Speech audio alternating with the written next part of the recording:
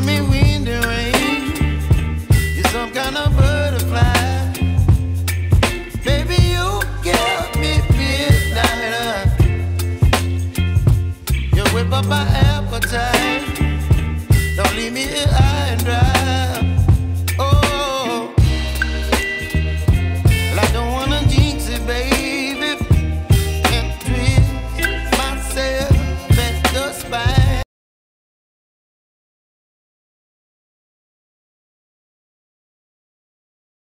Ya, saya sudah berkali-kali ya, ratusan kali ditanya seperti itu.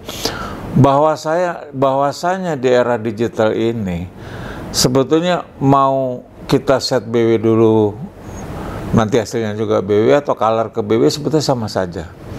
Karena prinsip yang mendasar adalah bahwa pada saat kita memotret, kita tuh memposisikan atau menggunakan sistem cahaya low contrast atau high contrast.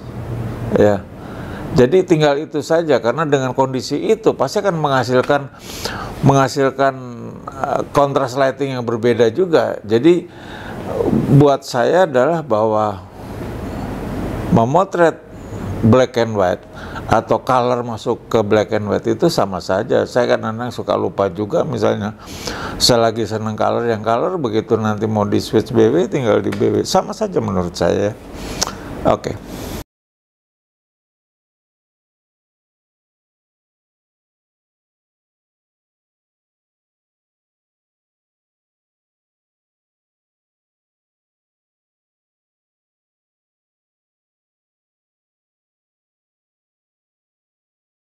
Ya, saya akan coba bicara untuk Jokpre ya, untuk Joko Prayogo, kawan saya ini.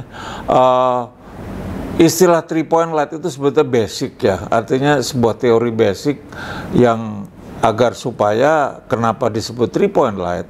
Jadi ada satu yang main light, yang satu ada fill in, yang satu bisa untuk highlight atau background, seperti itu prinsip ya, prinsip mendasarnya. Tapi sebetulnya kita bermain dengan satu lampu juga nggak ada masalah sebetulnya ya.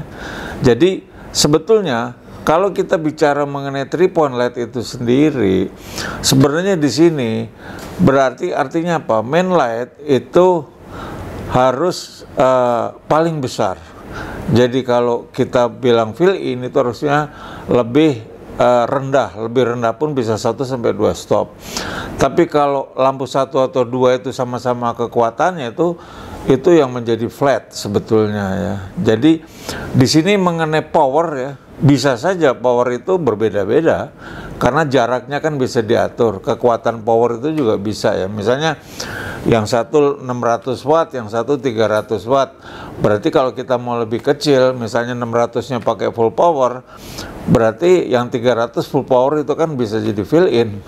Jadi itu tinggal masalah mengadjust saja saya rasa ya. Dan prinsip mendasar daripada 3-point light itu adalah bagaimana kita memotret itu agar supaya di sini sebetulnya berlaku istilah menghindari satu kontras lighting yang cukup tinggi ya. Jadi misalnya di sini terang sekali, di sini gelap hitam ya, seperti ini juga. Ini agak gelap tapi bisa pakai reflektor sebetulnya ya.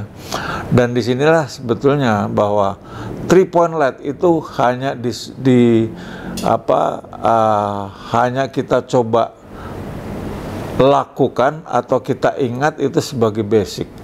Tapi selanjutnya kita harus bisa memahami apa itu yang disebut lighting karakter. Jadi saya mempunyai satu formula, jadi setelah saya analisis dari teori-teori lighting itu, ternyata menurut saya tidak banyak yang tepat gitu. Akhirnya saya membuat istilah namanya lighting karakter. Apa itu lighting karakter?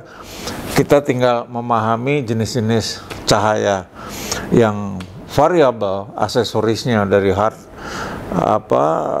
light ya, soft light atau medium hard. Dari situlah kita bisa memposisikan. Tapi yang paling penting adalah bahwa kalau kita menaruh sebuah main light itu yang halus atau soft, kalau bisa fill in-nya itu juga kita buat yang soft juga, jadi supaya sepadan. Karena kalau kita buat fill in itu posisinya lebih hard, nanti akan terjadi satu kontras lighting. Bukan hanya lighting saja, tapi kalau prinsip mendasar adalah warna atau tone itu akan berubah. Karena kalau hard light itu lebih kecenderungan itu di atas 5000 Kelvin, kalau semi hard atau medium hard itu adalah di 5000, sedangkan soft light itu saya posisikan dalam kondisi di bawah 5000 Kelvinnya. Jadi itu dari warna saja sudah berbeda. Nah, inilah yang harus betul-betul dipahami oleh seorang fotografer dengan cara kita coba melakukan kondisi-kondisi di mana setiap komposisi cahaya itu akan menghasilkan bukan hanya efek dari keras atau softnya, tapi juga dari warnanya.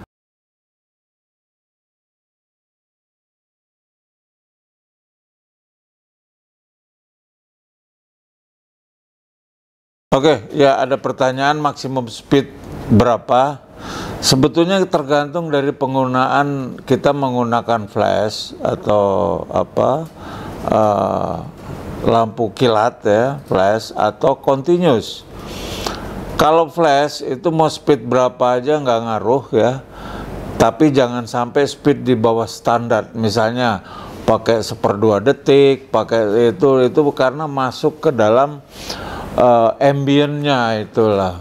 Makanya di synchro speed flash itu penggunaan di posisi maksimum 250, malah kalau lebih dari 250 itu sudah keluar dari rotasi kecepatan cahaya, jadi gelap sebelah.